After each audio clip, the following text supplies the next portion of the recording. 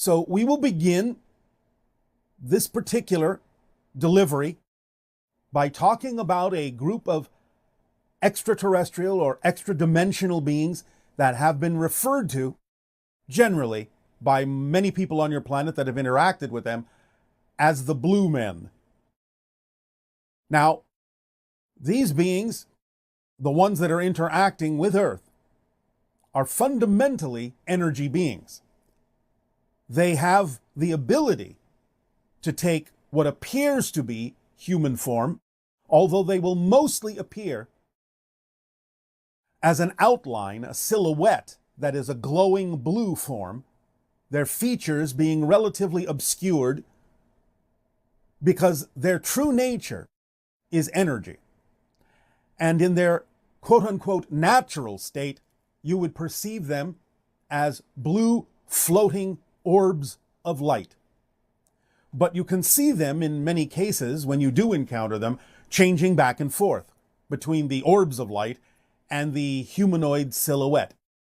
They will generally appear to be relatively tall, perhaps 7, perhaps 8 feet in your counting. That's just a representation of the amount of energy coming through. Again, it's not that they actually have or possess this physical stature, but it is the way they are interpreted by your reality. It's the way they present themselves in your reality. Now, they come from a civilization that actually exists on 3 different planets in their area of space. Their original planet allowed them to create a civilization where many of the so-called scientists or researchers or explorers found a way to convert themselves and exist as energy beings. However, the majority of the civilization remained physical and went on to colonize 2 other planets as they spread out among the stars. So their civilization exists on 3 different worlds. They are exploring at this time a potential 4th world upon which to expand their civilization. But what we are saying is that their civilization exists in 2 fundamental forms.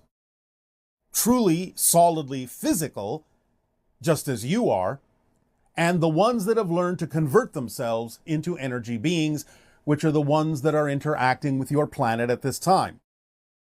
The physical ones are not. But the ones that are interacting with your planet are doing so not only for the purpose of observation and study, as is true of many ET races who are interacting to some degree with Earth, but they also are quite compassionate, quite peaceful, and they have, shall we say, a tendency, when interacting with humans on your planet, to encourage those humans to change from a warlike civilization to a more peaceful civilization. They have even rescued people in wartime situations, removed them from the war. They have healed many people on your planet who were injured in war and from other causes. Because, again, they are energy beings, they can vibrate at a frequency that allows a person to match their frequency and allow rapid healing to occur. They will often observe warfare scenarios, and they even have the ability for people, sometimes, not always, depending upon their destiny, because the blue men will not interfere with your destinies, your choices, but they have from time to time, when it is appropriate, even removed humans from your planet and taken them to live on a planet where there is nothing but peace. Now, when they choose to do this, it is usually because a person has been gravely injured, perhaps even fatally injured, in some sort of wartime scenario. They have the ability to actually, in certain cases, resurrect these people, resuscitate these people, and allow them to be placed on one of these planets where they can experience a life of peace away from war. So the blue men, as they are called generally, which doesn't mean there are not females among them, but this is how they present themselves and how they have been labeled by your people, because that's how they seem to appear, as a male silhouette, glowing blue, obscured features, very tall, very energetic, very kind, very compassionate, very peaceful. These beings are continuing to interact with your people from time to time, though they generally remain in the background, because again, they cannot really interfere with anything you have chosen to be your own destiny. But nevertheless, they will appear to those in need from time to time to assist and aid them in either their healing or their removal to another place where they can experience lasting peace. And their energy on your planet gives you a greater opportunity to seek peace for yourselves by matching their frequency. Now, they have restricted themselves to some degree to the different kinds of individuals they may interact with. They may broaden their ability to interact with more of your population as the years progress. You will find in general that they will interact more often than not with the kind of people on your planet you call the indigenous groups, American Indians and so forth, because of their adherence to some of the old ways of relating to nature. Because again, they are very strongly connected to the idea of nature as the blue men. So in letting you know that they exist, you can open your minds, open your hearts, allow your energy to flow more freely, knowing that they are among you, whether you see them or not, and they are helping with their energy to give you more of an opportunity to choose peace and healing for yourselves, so that you may arrive at a time on your planet, or whatever version you shift to, that is more representative of peace and no longer or never has experienced the idea of war, strife, disease, struggle, and pain. So just open up to the idea of the blue men and see what happens energetically in your lives as you move forward. We will discuss another group during the meditation. So now you can become relaxed and let go of the cares of the day, so that we may guide you now in a meditation to expand the probabilities of contact by introducing you to another situation in your neighborhood. Now, allow yourselves, with whatever images you produce and whatever music you produce, to simply let go, relax. Deep breathing will accompany this idea, and just open up to sensing the vibrations of the neighborhood. And we will take you in this meditation as you feel yourself letting go and relaxing, letting in those things we will share with you, to a space above your planet, between the orbit of the Earth and the orbit of the Moon, about 100,000, 150,000 miles above the Earth. There is a very large, multi-level, saucer-shaped station that stays there and has been there for quite some time, and will continue to be there for quite some time. This very large spaceship, space station, contains many different groups of extraterrestrial beings working together or using it as a way station to help them in their observations and studies of Earth.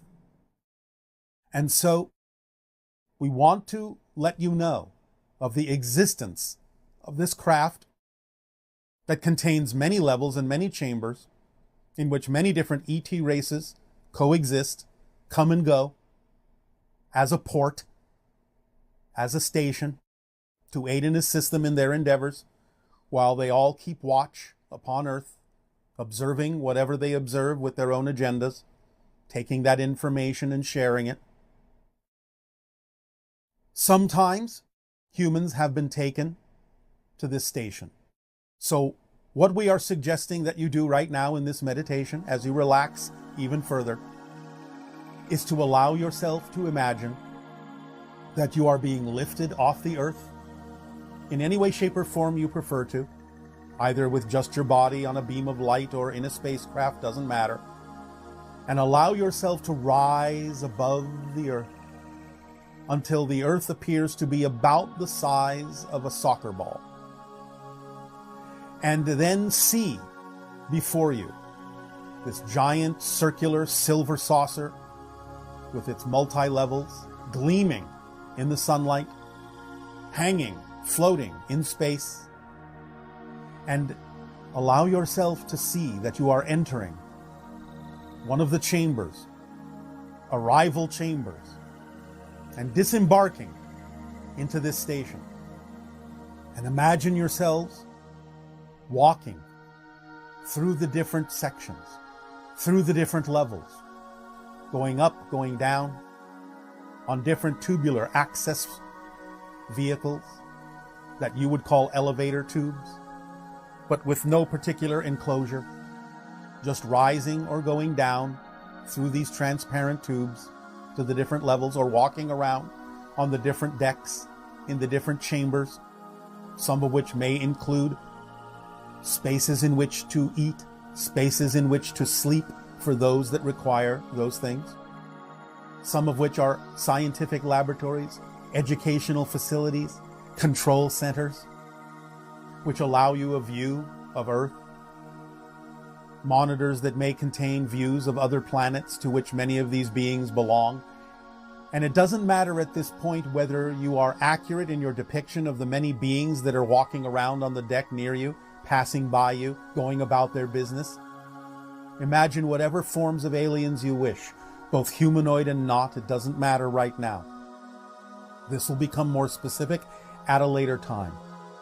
But right now, we are simply encouraging you in this meditation to focus on the idea of how it feels to be on such a craft, on such a station that exists above your Earth, with all of these different beings going about their business, some of them acknowledging you, some of them simply passing by, allowing you to feel, to know that this is going on in your neighborhood, that this way station exists in your neighborhood for a variety of purposes, and that it will still continue to exist in this place as you yourselves begin to develop more ability, more awareness, and more efficacy at creating your own spacecraft that use universal powers and universal laws, so that one day in your own craft you may dock with this station and come aboard as a species and partake of the various races and interact with the various beings that also utilize this United Nations or United Planets craft, if you wish to look at it that way, where different beings are welcome to go about their business and interact, so that you simply know that these beings are in your neighborhood. Allow yourself the opportunity now to just explore, pick up on whatever you're going to pick up on, see whatever it is your imagination allows you to see, learn whatever it is your imagination allows you to learn about what is going on in the various endeavors that these beings may be undertaking. Just explore. Just feel the energy of exploration, of observation, of study, of learning, of knowledge, of wisdom, and expand that to the cosmos. For in this craft is a vast library of information and knowledge of the cosmos. Not only your neighborhood, but well beyond into other neighborhoods, and even into other star systems and other galaxies. Allow yourself to know that this exists. The greatest library in your neighborhood is 100,000 miles above your planet. And you can access this anytime you wish in your imagination. Let synchronicity and higher mind be your guides on this journey. And anytime you think of this and extend your consciousness to this station, to this meeting point, to this melting pot, to this beautiful silver shining craft with its multiple layers and multiple chambers, with all of these beings going about their business of learning and expanding themselves and their knowledge of existence by observing all of you as well. Allow yourself to participate and become part of this unity. Allow yourself to feel that you can belong to this alliance. Allow yourself to simply feel the expansion of knowledge and awareness that is going on, that is contained in this craft. Immerse yourself in it.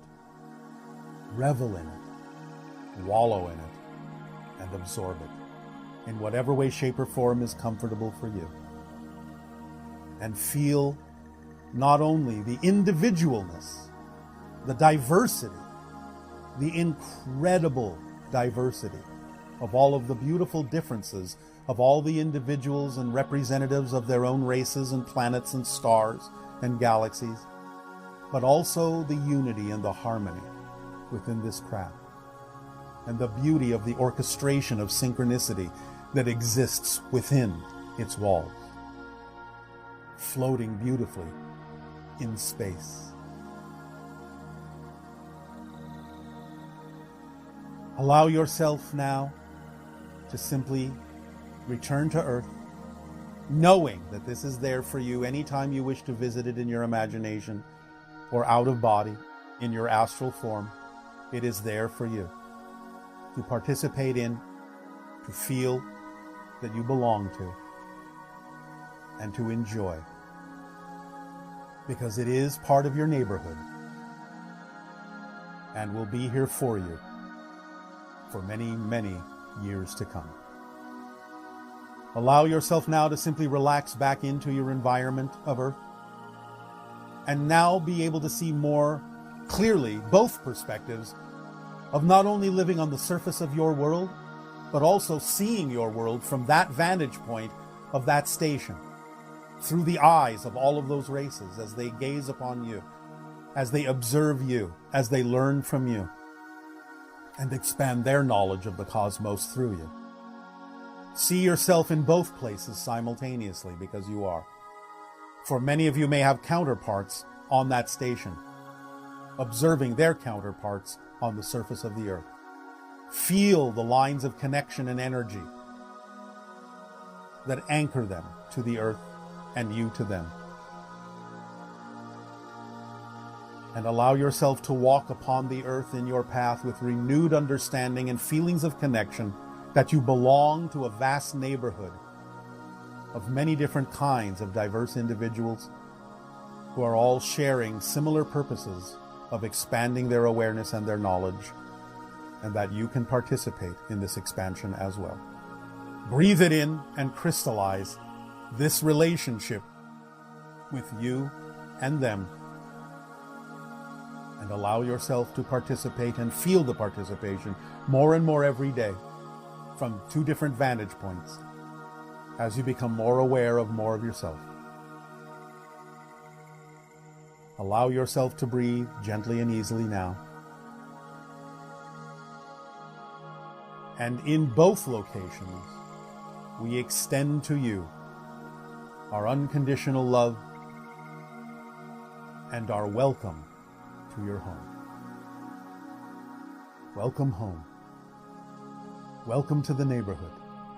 Welcome to the awareness of what is going on more and more around you that may have been heretofore invisible, but is becoming more visible every day. And we will help, along with others, guide you into more recognition and more awareness of the different beings and the different races that are interacting in your neighborhood with you, so that you can feel more connected to the galactic family to which you actually belong, and more aware and capable of expanding yourself to see from those more lofty perspectives, as well as from the Earth and as well as feeling and experiencing yourself as an extension of nature, not only of the earth, but of many different worlds and of the cosmos itself.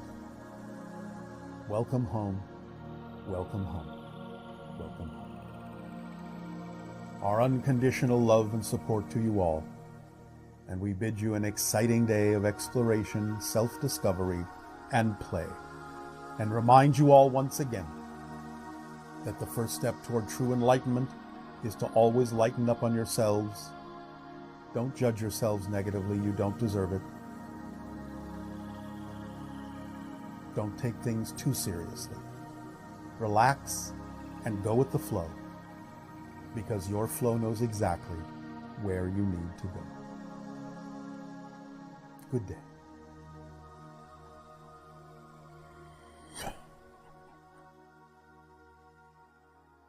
Available to you, take advantage of it. Immerse yourself. And again, please remember how important it is for many of you to act things out. We know, it's no secret to us, that when we have often suggested to many of you that the way to allow yourself greater opportunity for manifestation, greater ability for manifestation, is to actually go and physically act out the scenario that represents your highest joy. And we know, as we said, it's no secret to us that most of you simply don't. Why not? That's the question. That's the true, honest self-assessment that really needs to be investigated. Why not? Because what that simply means is you're not really that passionate about creating that reality. It's not really that important to you. You're not really consumed by it. You're not really obsessed by it. You're not really immersed by it. Why not? That's the question. Why not? That is the most important question you can ask yourself with regard to what you say is your passion. Why am I not more passionate about my passion? Why am I not willing to do the things that everyone says will work? Why not? And that's where you need to come face to face with your own identity, your own physical mind, your own belief systems, your own definitions, your own issues about what it is that you are allowing to define you as a personality. What it is you are choosing to believe in as a personality. Now, you also heard in that recording an idea that we began to discuss last night of your time, and this is the idea of what the job of your physical personality mind actually is and what it isn't. Many of you have been taught to believe that your physical mind is in charge, that it's supposed to control everything and figure out how everything is supposed to happen in order for everything to work. But you heard in the recording, and you heard us say last night of your time, that this is not your job description. Your physical mind is not designed to understand how things happen. It is only designed to perceive how things happened. It is not designed to perceive how things will happen. It is only designed to perceive how things happened. The higher self, that level just above physical reality that is also part of your personal being, is the level of your being that has the ability to understand how things happen. And that's why you heard us say, and the secrets say, you don't have to worry, you don't have to focus on how something will come about. There is no way for you to know. It's not within the capacity of your physical mind to know that. It's only within the capacity of your physical mind to see how it did occur, but not how it will occur. The knowledge of how it will occur comes from your higher self, not from your physical mind. As we said last night of your time, again, pay attention, very crucial. The higher self conceives. The physical brain receives. The physical personality mind perceives. The physical personality mind does not conceive of anything. The physical mind is not capable of generating an idea. Not one. Not one. Any idea you have ever had has never come from your physical mind. Not one. It can only perceive the result of the idea that was received by the brain from the conception of the higher self. Beginning to understand this relationship will allow you to begin to have a better relationship and an open line of communication with the higher self, and will allow you as physical minds to allow the you that is the higher self to do its job, while the physical mind goes about doing the job it was designed to do, which is to simply focus you in physical reality so that you can perceive and experience the result of what you conceived from the higher self to be representative of your natural truth and joy. So, this knowledge and this understanding and this relationship can allow you to relax and not feel like you have to do so much. It's not your responsibility in that sense as a physical mind to generate these things and figure out how it's all going to happen. As we said last night of your time, we recognize that the physical mind, if it is taught to think it's in charge, can get caught up in the idea of attempting to repeat how something did occur, thinking that what it is perceiving is actually how the next thing needs to occur, when in fact it's not. The idea of attempting to do that will only cause a repetitive cycle, a repetitive loop, that will simply allow you to remain stuck in one particular manifestational level, and it won't advance until you allow yourself to make the leap and let go of how you think it needs to happen, and let the higher self show you how it can happen. And then let your physical mind simply receive, perceive how it did happen. So you don't need to carry those bags. You don't need to carry that luggage. It's too heavy. You weren't designed to carry it. If you keep carrying it, you will be exhausted very quickly. You will start dragging. You will say, life is a drag. This doesn't work. I'm not having any fun. Why not? Because you're doing too many jobs. You're not doing the job you were designed to do, only you're also attempting to do the job of the higher self. The higher self is the you that is on the mountaintop, that has the big picture, that has the far view, that can look down at the physical mind in the valley and say, the road is this way. I'm telling you, turn left. I know you think you're supposed to turn right because you think you're in charge, but I'm telling you, turn left. Pay attention, pay attention, pay attention. You don't have to know how turning left is going to get you to where you want to go. I can see that it is because I'm on the mountaintop. You don't need to know. All you need to do is what? Trust me that I'm telling you the truth. Why would I do anything different? I'm you. When you understand that your higher self is truly an aspect of you, maybe you will be willing to start listening instead of thinking, because your physical mind has been taught to think it's in charge and thus doesn't trust anyone else's 2 cents, instead of thinking that your higher self is trying to deceive you, trying to trick you. Can't listen to that guy, that gal. What does he know? What does she know about being down here in the valley? A lot. Because you are also it. And it is also you. What we are simply saying is this is the complete person. Higher self, receiver brain, physical mind, this is the complete persona. And when you compartmentalize yourself, you are not functioning literally, not functioning as a complete person.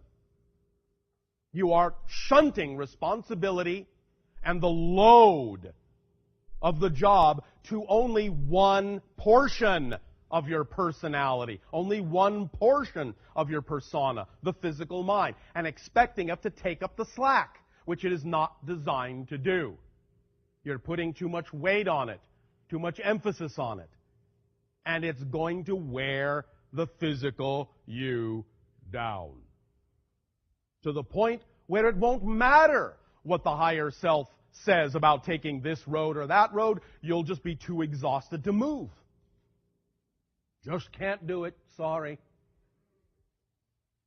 The idea is that when you allow yourself to let the higher self pick up that slack by doing the job it was designed to do, your load will be lightened. You will be energized. You will be enlightened. You will feel freer. You will feel like you have more energy than you ever imagined possible. You will be able to move in the direction the higher self is suggesting, because you will then not be weighed down by things that you don't have any business carrying with you. And it will make you feel free. And you can run down the road, and that means as soon as you give up the job that isn't yours, things will accelerate. If you think you need to lug all this luggage down the road, it's going to be slow going. Because of many of the definitions and belief systems that many of you have been raised with, that some of those definitions may act as a filtering system that will not really allow you to hear clearly what the underlying fundamental concept here is. We know that many of you get it when we say, follow your passion, act on your passion. And when you have heard others say, follow your bliss, act on your excitement, act on your passion, behave as if. We know that you believe you get that much. But at the same time, in many of the discussions we have had with many of you, we also hear the idea of putting your trust in negativity, of doubting yourself, and saying, well, I am doing my best to follow my passion, but it doesn't seem to be working. Well, I'm doing my best to do this, I'm doing my best to do that. Here's the key that we find, in a sense, is lacking from what the energy is that you're attempting to apply when attempting to follow your passion. It's all well and good to recognize that following your passion, when you recognize it, is the thing to do. But what you may not also understand the importance of is that you also, here it is, are you paying attention? The secret to the secret to the secret. Ears open wide. This is going to sound very simple, but it's very important. When you are acting on your passion, you must also be passionate about being passionate, which many of you are not. When you search for your passion, and then you find something, or you recognize the idea of looking around at any given moment for what excites you the most at that moment, and many of you make an attempt, many of you make an application, many of you do an act, there will still be, according to many of your belief systems, those moments when you go back into, when you choose to go back into many of your negative beliefs, many of your negative feelings, many of your negative thoughts, the things you don't prefer. And this is where it is most crucial to remember that you must also be passionate about being passionate in order to really allow your passion to work. And what this simply means is you don't ever give up. You, at any given moment that you feel yourself waning, look around and use your imagination and create for yourself in that moment an action and a behavior that will take you back into your passion. You must, in that sense, exhibit passion in order to create passion. This is how you bootstrap yourself up the vibrational ladder. To put it in another way, you have heard us say, you have heard them say, when you have a vision, when you have a dream, when you have a picture, when you have a visualization, act it out as best as you can.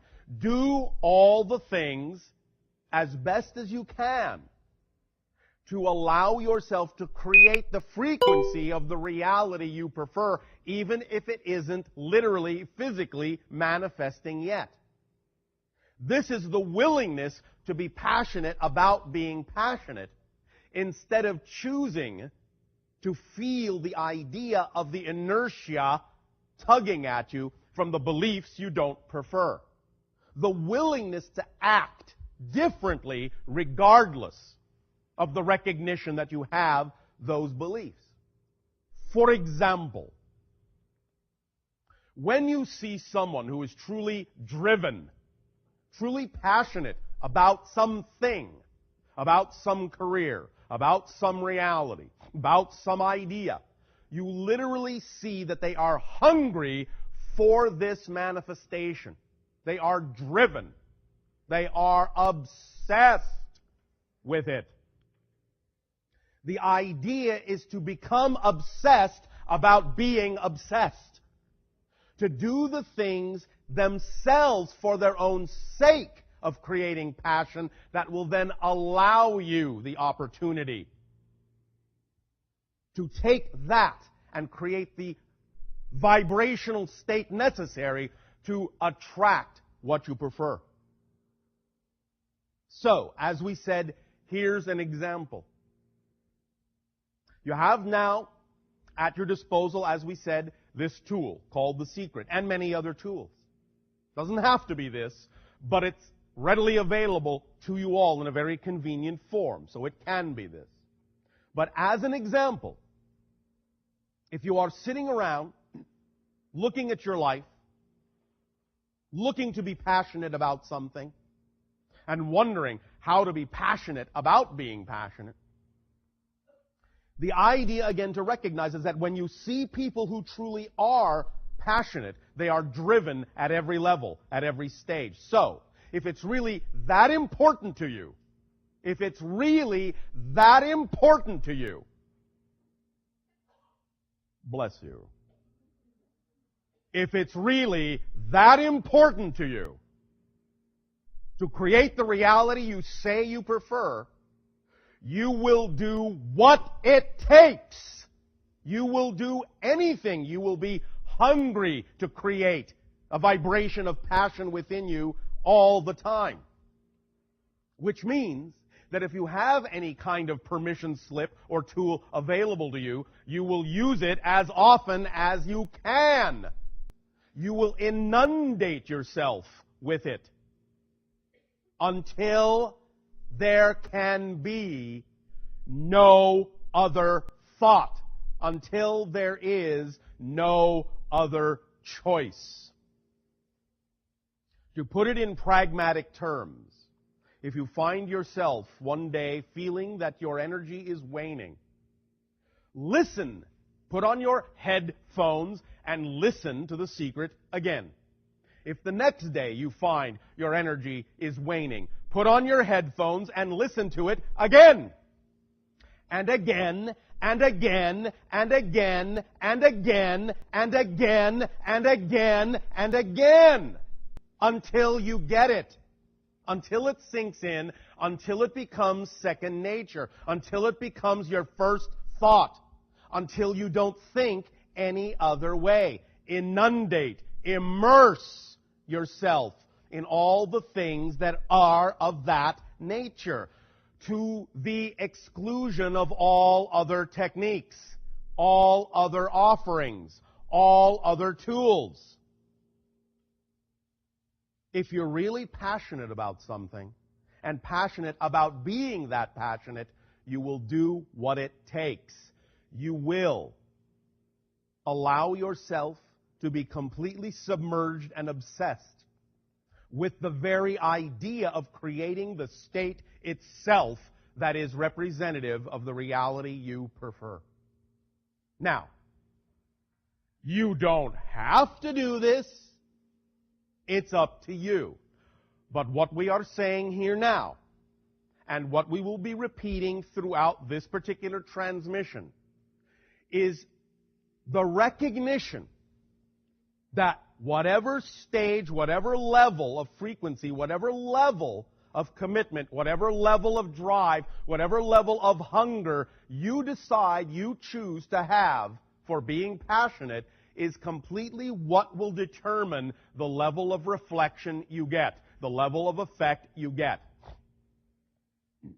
So if you say to yourself, I don't have to listen to that again, I already know it, still not working for me, I'm still not happy, still not getting the reality vibration, still not creating the state of being I want, but I don't have to listen to that again, then that's the state you will remain in. When you remember a time when you became passionate about something, anything, you couldn't get enough of it. Every day, every waking thought, you ate it, you drank it, you breathed it in. You looked for anything that had to do with that thing, to learn more, to feel more, to absorb more, to immerse yourself, surround yourself more with that idea. The idea is that in and of itself, that activity in and of itself of immersing yourself in a passionate state is paramount, is very important to the generation of attracting all the things that are then representative of that passion. So if you're not going to be passionate about being passionate, you are going to remove for yourself a very strong stepping stone, a very strong connective link to attracting the things themselves that are representative of your passion. Does this make sense to you? All right.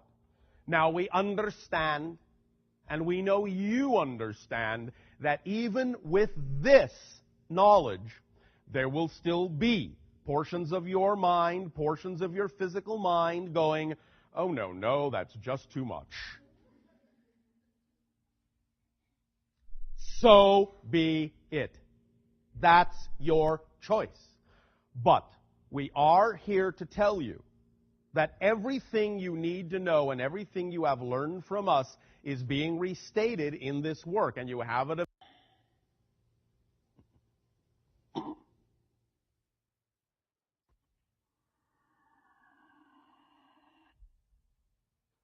I'll say good day to you this day of your time. How are you all? All right. Thank you. We are engaging in this transmission this day of your time to discuss the principles, concepts, ideas that you have just listened to in this particular collective work that you have labeled on your planet, The Secret. We recognize that many of you have listened to this work. Many more will be listening to this work. This, of course, for many of you familiar with us, will contain many ideas and principles that will be familiar to you. Concepts that we have discussed and many other beings have discussed in a variety of ways for many years. Regardless of what might seem to be slight terminological differences, slight variations in presentations, you can sense, if you pay attention, that the principles are identical. The idea here to pay attention to most is that your civilization has arrived in its evolution of consciousness at a place and a time where a compilation like this, where a work like this can be created, has been created, and is spreading among your people. This simply indicates that you now have at your disposal, at your fingertips, a tool that you have created collectively from your collective consciousness that is designed, as we spoke of last night of your time, to function as a very, very strong and general representative permission slip to allow you to give yourselves permission to become more of who you are.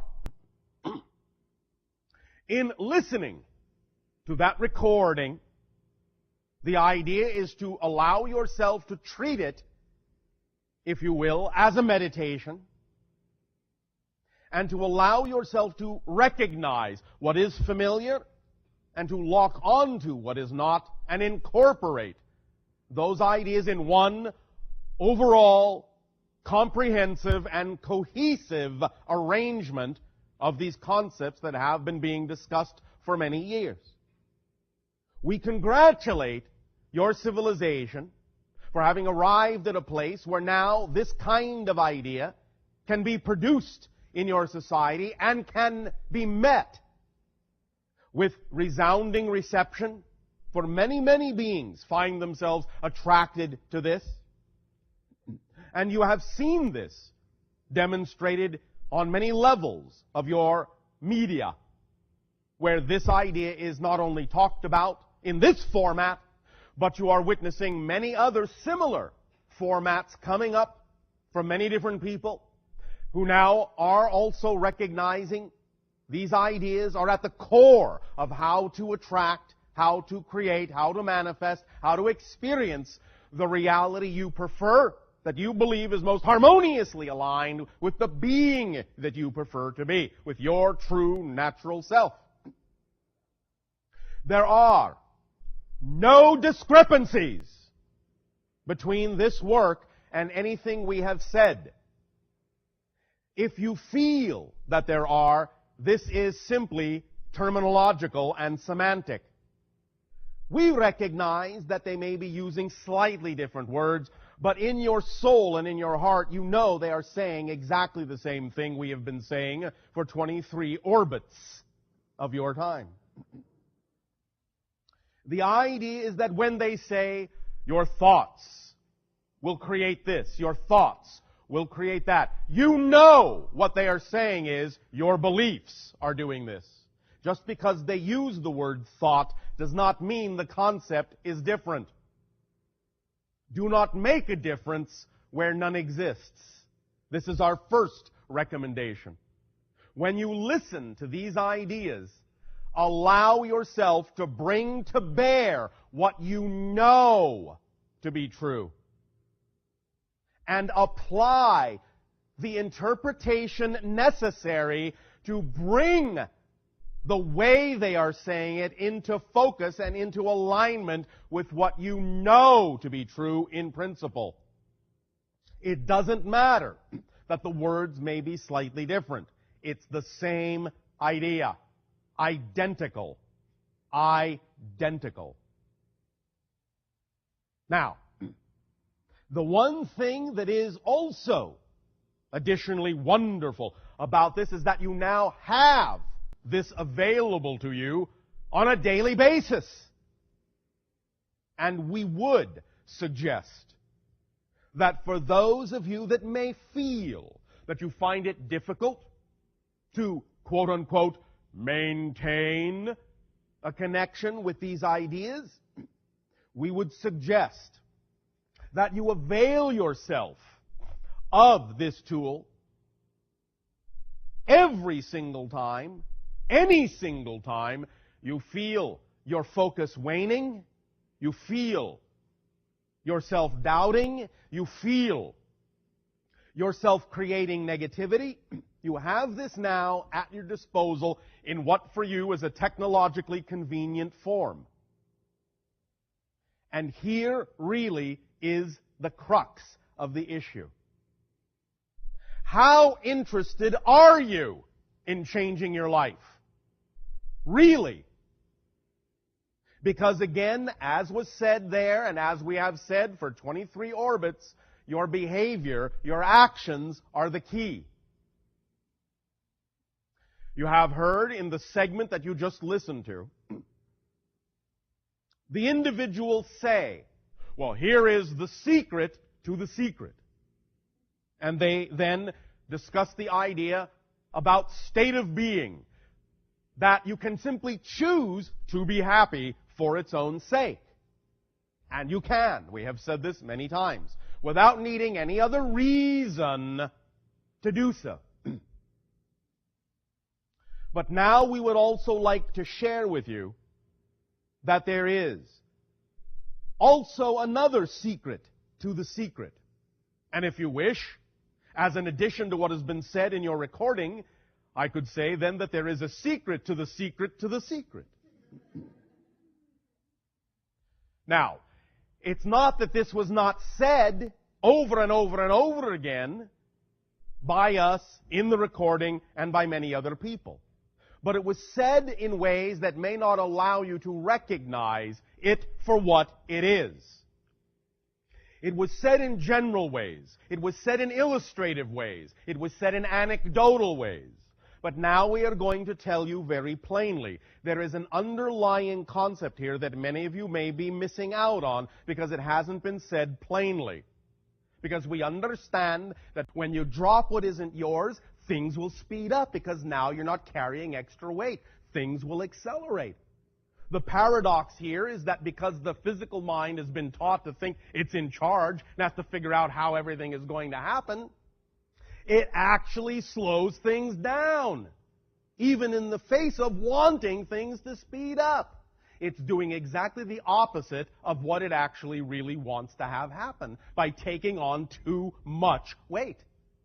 So by letting that go and allowing yourself to function as the whole being and trusting the how to the higher self and not thinking about it, not worrying about it in the physical mind as to how you're going to get where you know you want to be, then you will allow there to be balance on all levels of your being. Things will flow in that positive direction representative of your natural self because you will be behaving as your true, interconnected, holistic, natural self. This, when people talk about the idea of letting go, when they talk about the idea of surrender, this is what they're talking about. Simply surrender to being who you actually are instead of who you've been taught to think you're supposed to be. This is what you are now realizing in this new age of transformation on your planet. That you're not alone. That the compartmentalized you that you heretofore thought was the totality of your being is in fact nothing but a small piece. And that you actually have other portions of yourself that you could be using, that you could be allowing to carry some of the load with you, but which you have refused to believe can happen because of the way your personality mind, your physical mind has been taught to think about what it's supposed to do, about what its responsibilities actually are.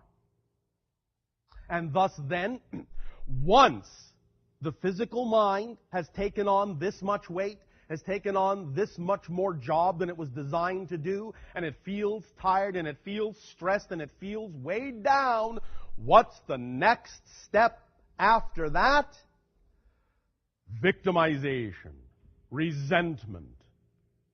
It starts dissolving and devolving and breaking down because it cannot carry the load. And once it starts breaking down, thinking this is supposed to be working and it's not, it now feels betrayal from the universe.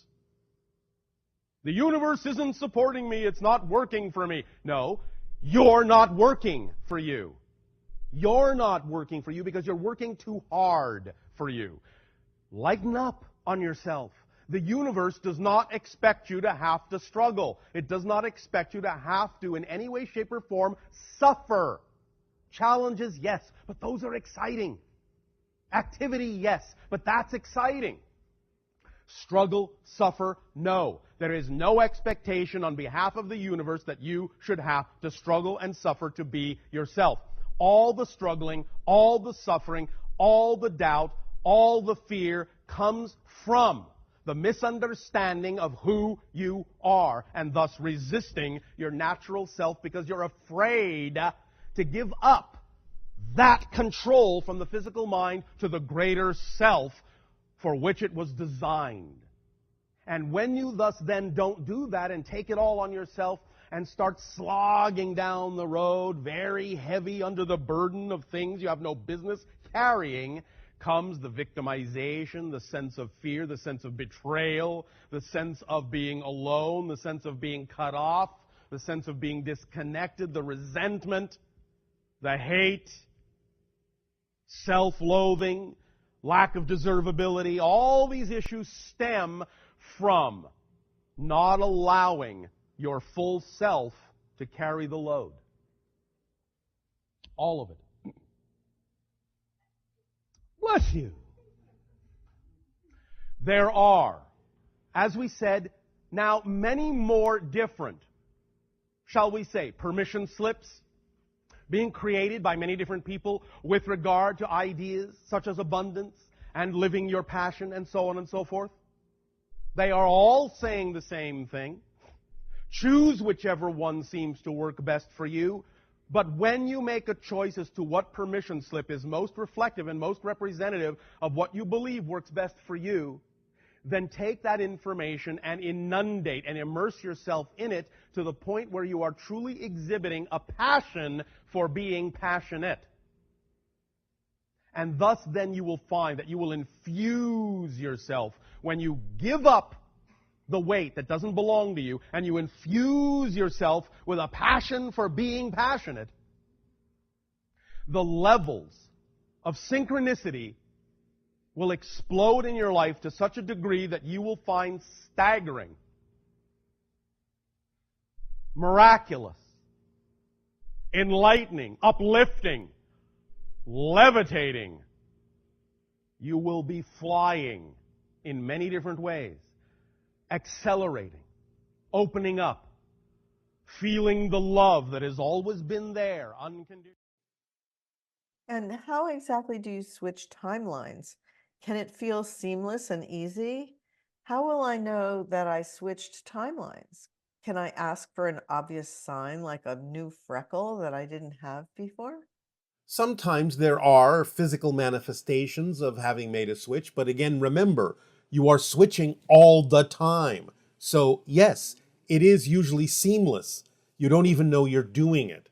When it is necessary for you to recognize that you have shifted into a parallel reality, again, you're doing this billions of times per second, but when it becomes necessary for you to recognize that you're doing it, when it is something that you need to experience as not being seamless, when you notice the shift, it can happen in many different ways. You can just get a feeling, an energy surge. You might see something different on your body that you didn't notice before. You might see things differently in your surrounding reality that you didn't notice before. You might see things appearing that weren't there a moment ago or disappearing that were there a moment ago. There can be many different ways in which you can recognize you have shifted.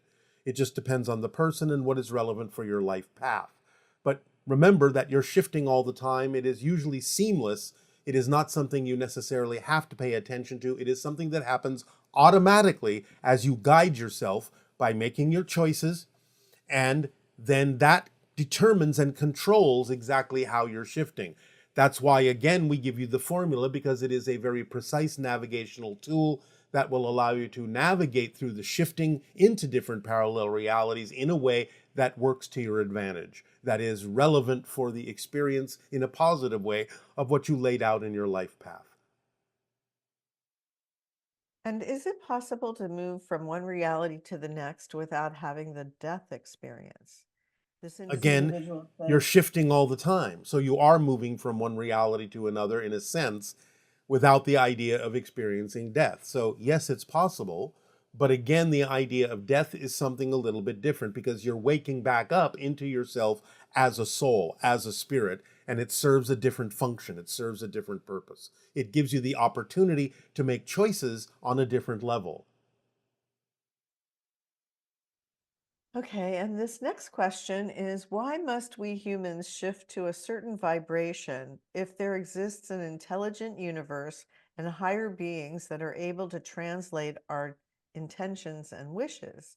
Why is it so complicated to shift to a reality we prefer?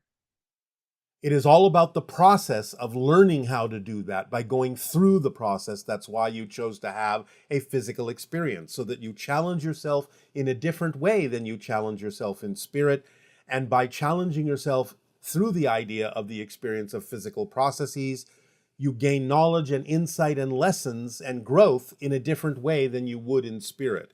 The idea that there may be other beings that exist on higher levels has nothing at all to do with the choices you have made for what you will experience in your particular life path. They may assist you, you may have a team behind you, but they will only be able to assist you on the life path that you all agreed you would experience and the processes you agreed that you would go through, because your soul determined that that's what you needed for your particular kind of growth that you preferred.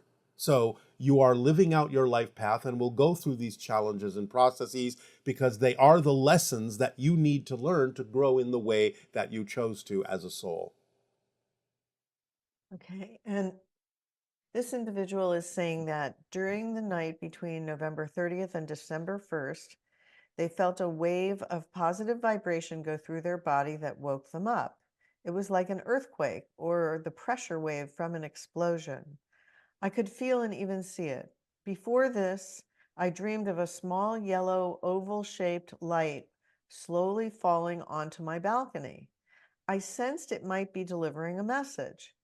Could this experience be connected to the CE5 contact I did the evening before?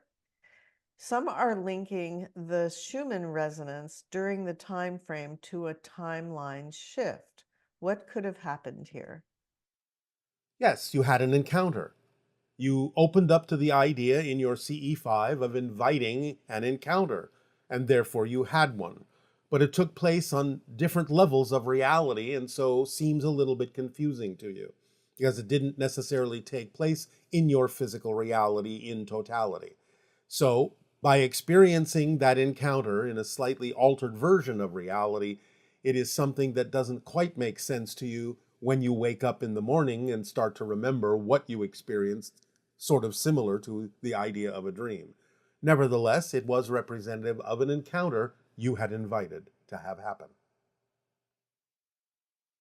And since we are constantly shifting between realities, if we feel we've given away our energy, become disconnected, or fallen out of balance, is it necessary to go back and fix or clarify the situation with the person or circumstance involved?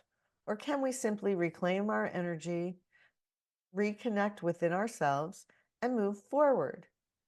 In general, when is it best to address the past versus letting go and moving on?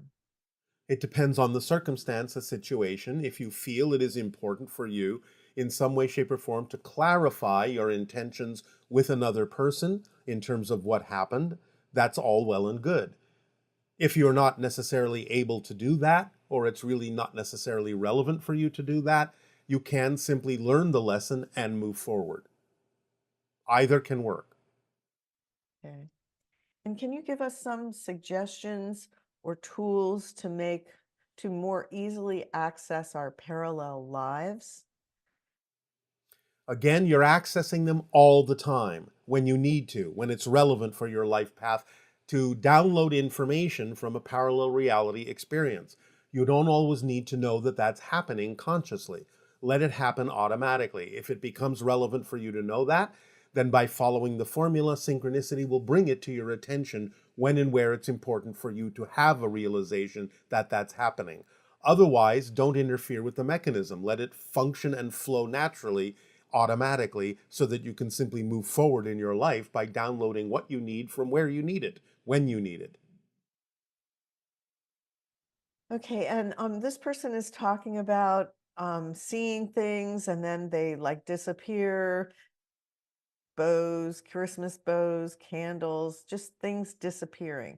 When that happens, what's the best way to interpret such events? We have already discussed this. The idea is that when you are shifting realities in a way where you become very aware that you're shifting, you may see the shift in certain circumstances, like things appearing that weren't there a moment ago or things disappearing that were there a moment ago. So this can be one of the signs that you are broadening your bandwidth of awareness in such a manner that you are proving to yourself that you are actually shifting different realities. Okay. And if we are constantly shifting to different realities and experiencing different versions of people, then who are we really in relationship with? What makes our family or our friends and our close friends, our close family, which versions of them are we connected with in spirit? You may be dealing with different versions that are extensions of their greater oversoul. When you shift to a different reality and are interacting with a different version of them, it may be a different extension of the greater oversoul that they are connected to. Okay, and this one is kind of interesting.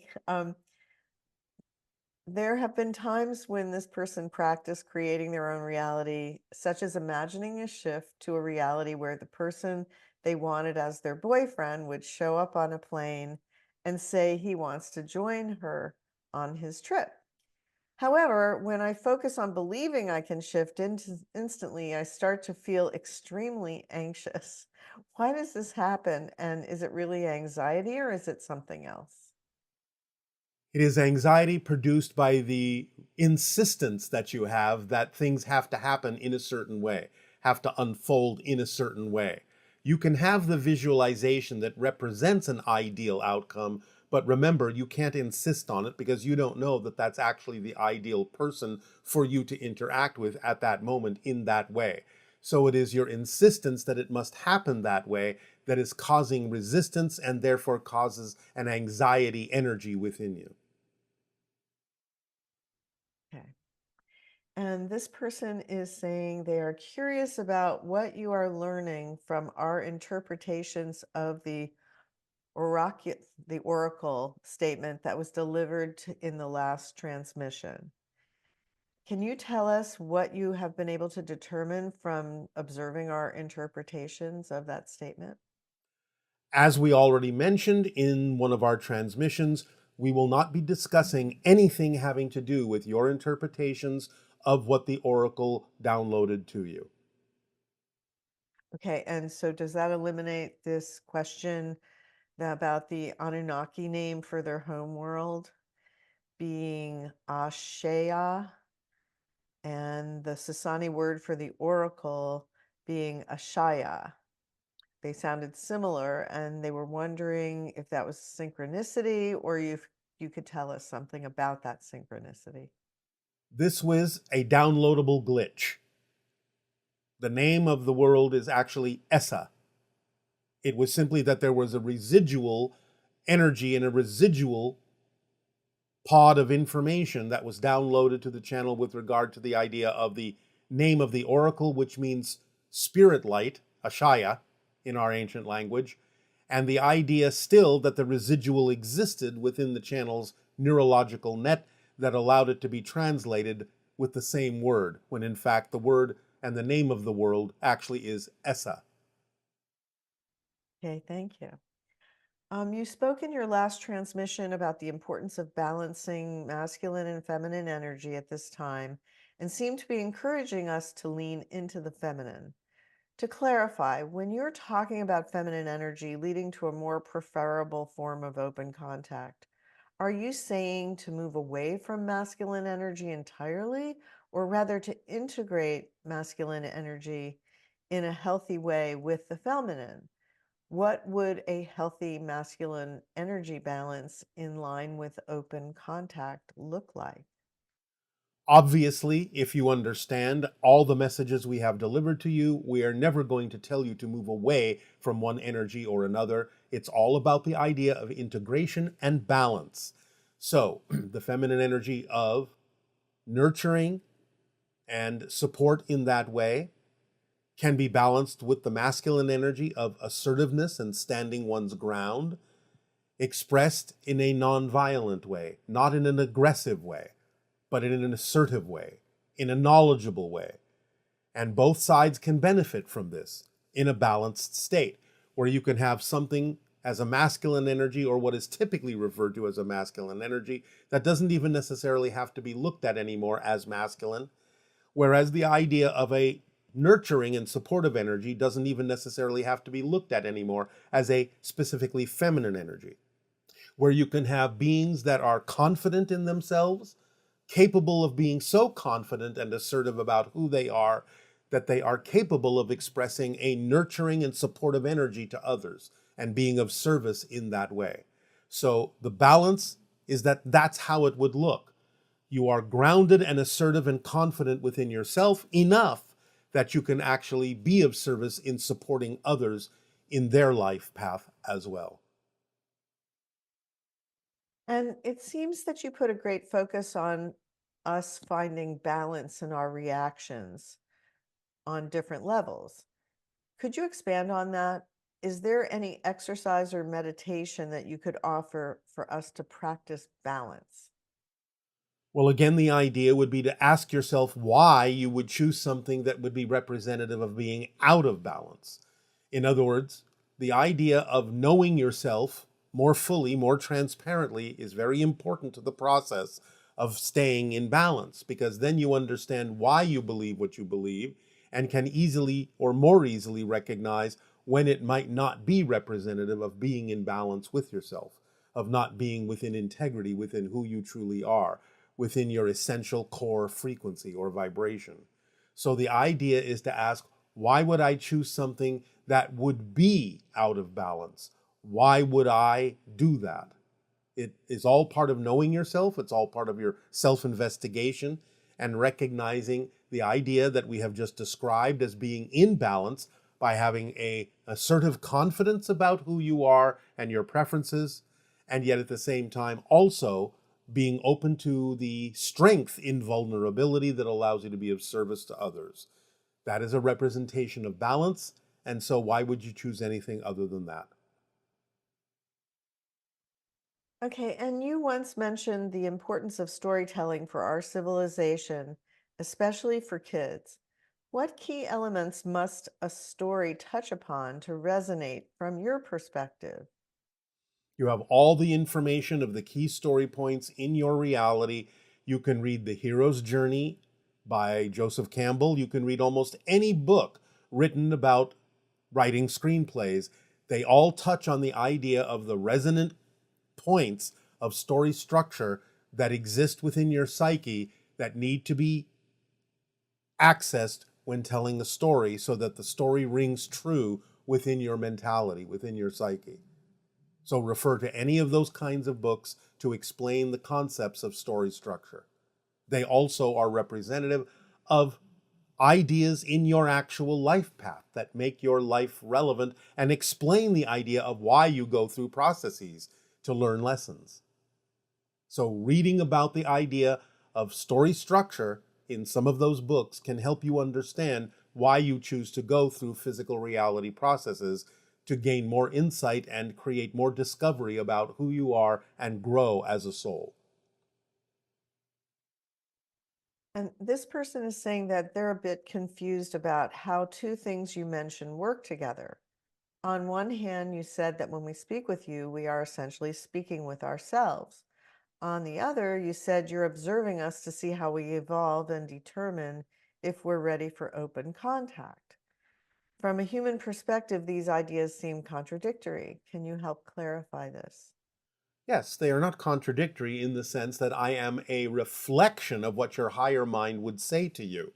So in that sense, speaking to yourself means that the conversations you are having with us are somewhat representative of the kind of answers you would receive from your higher mind, from your own soul. We are a representation of that. At the same time, we are our own person and therefore can have a separate observational regard for what it is we are watching, what it is we are observing. We can function in both ways. We are a multidimensional being just like you are. We have our own identity and can observe as ourselves, and yet at the same time can perform the function of being a reflection of the kind of conversations you would have with your own higher mind. Thank you. Yes. As you've encouraged us to start conversations with those on the other side, I've been following my highest excitement by trying to engage meaningfully with family members whose views I deeply disagree with, especially when those views seem rooted in prejudice or hatred. I genuinely want to respond with curiosity and understand their perspective, but my reactions of sadness, pain, and ultimately disgust often show on my face and shut down the conversation. I recognize these emotions stem from my own thoughts and beliefs, but I'm unsure of how to identify the limiting beliefs that are preventing me from fostering genuine dialogue and connection. How can I shift my perspective to keep the conversation open despite the hurt that I feel? The hurt you feel is based on the idea that you are judging yourself based on what they are saying, that you feel that what they are saying you're taking personally, as if it disqualifies or invalidates the beliefs that you have, just because they have contrary beliefs. So don't take it personally. Allow yourself to understand that they can make whatever statement they wish to make. It has nothing to do with invalidating the beliefs that you hold to be true for your reality. So the only reason you feel hurt is that in some way, shape, or form, you are thinking that what they are saying is invalidating the beliefs that are relevant for your reality. Hmm. Okay, and can you explain the concept of free will of others in the context of the multiverse? For example, if I wish to be in a universe where my marriage is working, where is the boundary between my being able to access that universe, which should be limitless, and my partner having his own free will of not wanting to, which is a limitation? Well, it can be a limitation, but sometimes it's also representative of what is and isn't vibrationally relevant or compatible for someone's life path. So you don't necessarily have to look at someone's differences as a limitation if they are actually truly understanding what is relevant for their life path, which may not necessarily mean that they need to continue the relationship with you. However, there may be some small degree of insistence that it has to work out the way you want it to work out. Nevertheless, the idea is to explore whether or not there is enough common ground or whether your differences are vibrationally compatible with one another, that you can be willing to reflect to each other what you need to know to become more of who each of you are. If you're willing to do that, if you're both willing to do that, then the relationship can continue in a certain way. But if one or the other, for some reason, whether it is a limitation or not, is simply not willing to move forward in reflecting to the other what you need to become more of who you are, then it is something that may need to be discontinued. And that could be the most loving thing to do, to allow each of you to attract into your lives what you actually need to have reflected to you by another individual who will help you become more of who you are, rather than struggling to make something work that each party is simply not capable of vibrationally finding enough compatibility to do so. Okay, and can you talk about the energy of resistance and avoidance?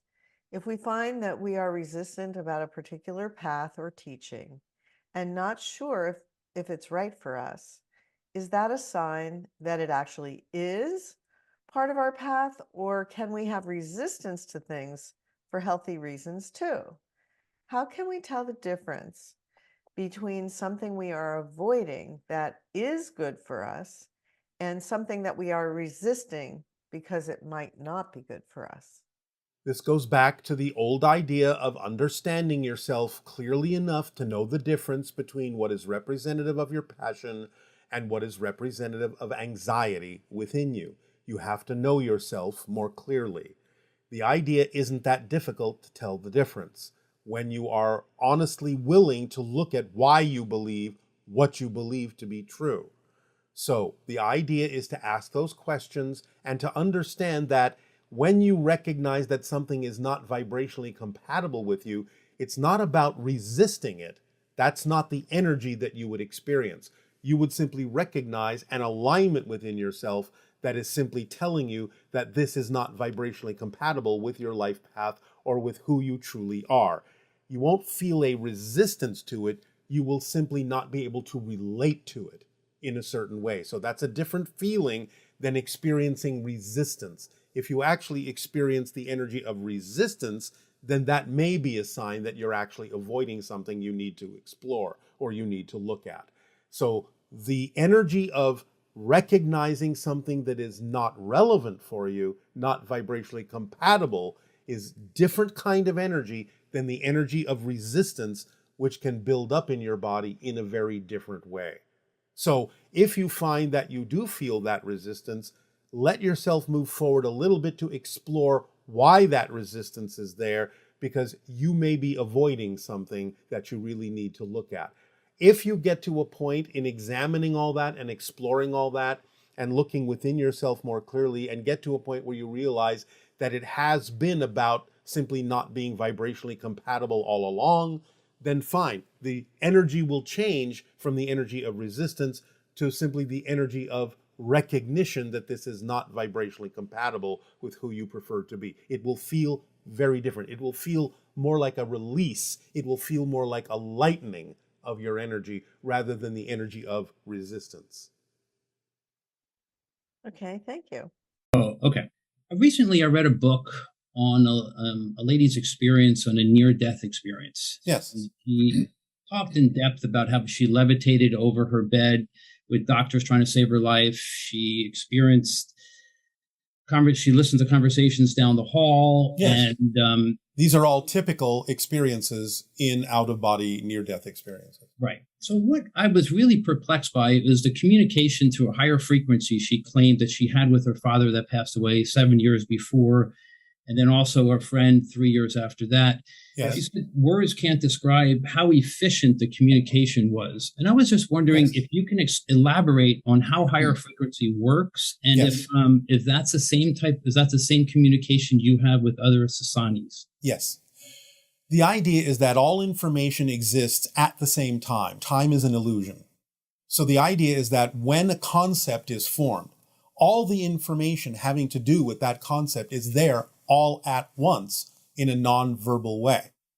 The idea is that even going on in this channeling, in this transmission, when someone asks a question, all the information is there and it is delivered by us all at once. It simply takes time to unspool through the channel's brain and translate into the language that you understand, because I'm not speaking English. I'm simply sending telepathic thoughts, telepathic concepts that are whole unto themselves and contain every part of the issue all at once. Whatever then needs to be unspooled and translated into your language takes time. But the original communication is there instantaneously, all at the same time. That's how it happens in non-physical reality. There's no verbal communication. It's all about resonance. It's all about vibration and matching frequencies. When you're on a certain frequency level, you understand exactly the things that are commensurate with that frequency level. So it's about matching frequencies and receiving all the information at the same time that is germane to that particular frequency. Does that answer your question, or is there some specific thing you want to explore? No, that does actually, because she was able to describe having listened to conversations down the hall, realizing her brother was traveling from a distance to come see her. So she was able to gather all this and realize everything all at the same time. So yes, on that level, it's holistic and holographic. Is there how can we emulate that more on Earth? By following the formula and opening up to following your passion and being in a state of love all the time. Because when you are in a state of love, when you're following your passion and doing what you love to do, your frequency automatically raises. And when your frequency raises, it becomes a more sensitive receiver and an antenna to receive higher dimensional information. That actually dovetails into my next question. How synchronistic. About death. Yes. Every person who claims to have a near-death experience, they all say the same thing about blissfulness and peacefulness and unconditional love. And and I just wonder what is this place? Is it a state, or is it a place, or how do we? It's both. It's both. Do we recreate that? It's both. The idea is to understand that what you translate in your physical reality as the concept of unconditional love and bliss is actually the frequency of existence itself. So in that state, when you remove yourself from some of the limitations you impose upon your consciousness that have to do with limitations of space and time, you are more adept at perceiving directly the frequency of existence itself. And that is that unconditional support and love that you talk about from the physical perspective. Okay. Now, regarding spirits, Yes. how are some spirits, do some spirits linger in this state? Yes. And why do some spirits choose to remain like on Earth? Recently, they're not on Earth per se, but they're in what might be termed the lower astral realms that are close enough to the physical vibration that they might sometimes be perceived by those sensitive enough to see them. There are different layers of frequencies in the afterlife, so to speak. And those that may feel they have unfinished business may linger to deliver a message wherever they can. Those that feel they need to guide someone else who is having a difficult time may linger to be a spirit guide for them. And there are those that sometimes die based on their belief systems that feel like they don't even know that they're dead. So they may continue to act like they're trying to live their physical life and perhaps be confused about why certain people can't talk to them or see them anymore, but be lost in their confusion because of fear and negative belief systems that they harbored when they were alive that doesn't allow them to understand they can open up and go further into the spirit world. So there are many reasons, as there are individuals who may choose to remain close to the physical vibration of Earth. Okay. Yeah, that explains a couple of the questions I had after. Now, is this self-selected, or is this self-selected by them to linger behind to finish? Well, as I said, some of them select that consciously, and some of them may not know they have an option to move on. It depends on what belief systems you hold on to most strongly when you die. But eventually, people either in physical reality or in spirit can be guides for them to remind them and let them go that they have crossed over, they are now no longer physical in the same way, and that they can move on to higher and higher levels if they so desire. So they will always have help, but also sometimes they may have to go through a particular process in the same way that people on Earth have to go through certain processes to make certain realizations. Just because you're in spirit doesn't necessarily mean you're finished with a particular process. However, the majority of people, especially in this day and age on your planet, are aware of such ideas and therefore are less likely to remain earthbound, as you say, because they know that they're starting to hear stories of near-death experiences, shared death experiences, and the bliss and peace and joy and love that goes with it. And that can actually color exactly what they're able to experience when they do die. Wonderful. I recently had a friend that passed, and Yes. Is there a way for me to raise my frequency to communicate with him? I just told you, follow the formula, follow your passion, because it raises your frequency, and then synchronicity will take over, and you will know when you have received a communication. Now, for most people, it's a little easier to receive those communications when you're asleep in your dreams, because then your physical mind and all of its insistences are out of the way.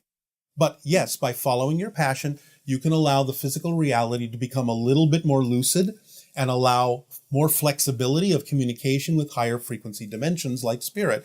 And synchronicity plays a big part in that. A lot of times a message delivered from spirit will not necessarily come with trumpets or voices or things like that. They will often use what's easiest and in front of your face already by simply making a very soft suggestion that today on your walk you will turn left instead of right, because they know that if you turn left instead of right, you may overhear a conversation that reminds you of them or see something that reminds you of them, and then you will know that that unusual synchronicity, that unusual choice to make a difference in your walking path is actually a message saying, hi, I'm here. And I just had to tell you, just had to urge you to go one way or the other to know that there's a message from me to you. That's more often than not how spirit will do it, because physical minds are so limited and so focused that it's easier to use what's already in front of your face to get the message through. That's fantastic. One other thing is I recently heard an audio of this gentleman explaining, and he had a memory of his soul attached into a pre-fetus. Yes. And how he was scared and how he had to lower his frequency to get down to the fetus level. Yes. And how he rejected it the first 2 times and then it finally attached. Yes. Is that possible to have a pre-fetus memory? You exist eternally. And therefore, from a linear perspective, there can be a before this life as well as an after this life, even though everything exists at the same time when you eliminate the concept of time in a timeless state.